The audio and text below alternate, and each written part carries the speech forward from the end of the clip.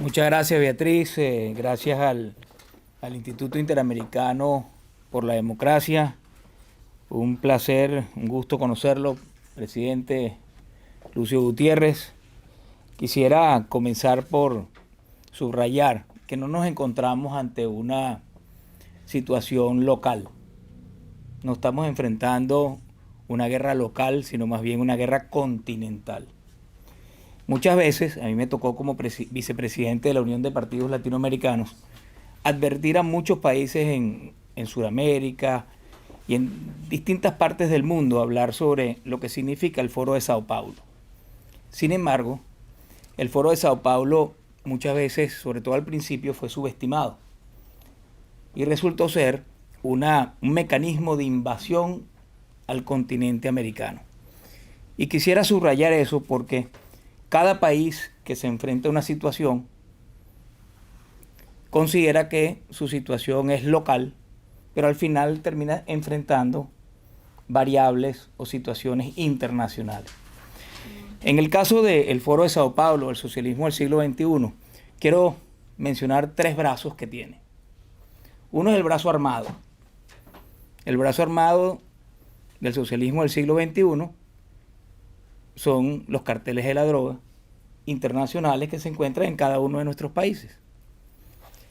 Y el siguiente, el otro brazo armado, son las bandas callejeras que son financiadas por ellos mismos, que les sirven para apoyar al candidato que se está lanzando en algunas ejecuciones que les interesa, y cuando está en el poder les sirven para atemorizar a la población para que no actúe de acuerdo a las protestas que deben llevar a cabo. Por otro lado, tenemos que tienen también un brazo comunicacional sumamente desarrollado. Mueven las redes como les da la gana. Estoy hablando de un ejemplo reciente, cuando el COVID en el año 2019 y el 2020 se hizo un estudio luego de las revueltas que se presentaron en Ecuador, en Chile, en Colombia, en Bolivia. Hicieron un estudio de dónde venían esos mensajes por las redes sociales. Y resultó que casi ninguna venía ni de Ecuador, ni de Chile, ni de Colombia, ni de Bolivia, sino que venía de otros países. Uno es Venezuela, otro es Nicaragua, otro es Rusia, otro es China. Y desde allá te penetran las redes sociales y la gente cree que las protestas son motivadas por causas locales, pero es que la están manejando desde afuera de tu país. El tercer punto es el financiamiento.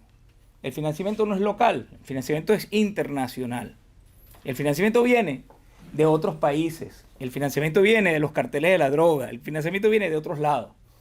Entonces, yo lo que le pediría a Ecuador es que cuiden mucho su democracia de aquí al 15 de octubre, fecha de las elecciones. Tenemos demasiados ejemplos en que una situación provocada o no provocada, un accidente, termina cambiando el curso de la elección. Si hoy día está ganando un candidato, ese candidato podría no ganar si hay un accidente de aquí al 15 de octubre. Recordemos, por ejemplo, el caso de España. Un accidente, una explosión en un tren provocó en 24 horas que ganara el que no iba a ganar. Entonces no canten victoria, sino comiencen a trabajar porque están enfrentando al demonio. Esta gente no es cualquier cosa. Estamos hablando del demonio personificado que es el Foro de Sao Paulo. Que por cierto, no hay un solo país, ni un solo ejemplo, hasta el día de hoy, en donde las economías que han ellos manejado, gerenciado, los pueblos vivan mejor. Todos viven peor. Creo que eso es importante que los ecuatorianos estén claros en ello. Esos tres brazos funcionan tanto para hacer que un candidato de ellos llegue a gobierno, como también para mantener per secula seculorum aquel candidato que llega a la presidencia para que se perpetúe en el poder. Y para finalizar, debo recomendarle dos cosas fundamentales al Ecuador. En primer lugar, van a venir muchas ofertas a la oposición.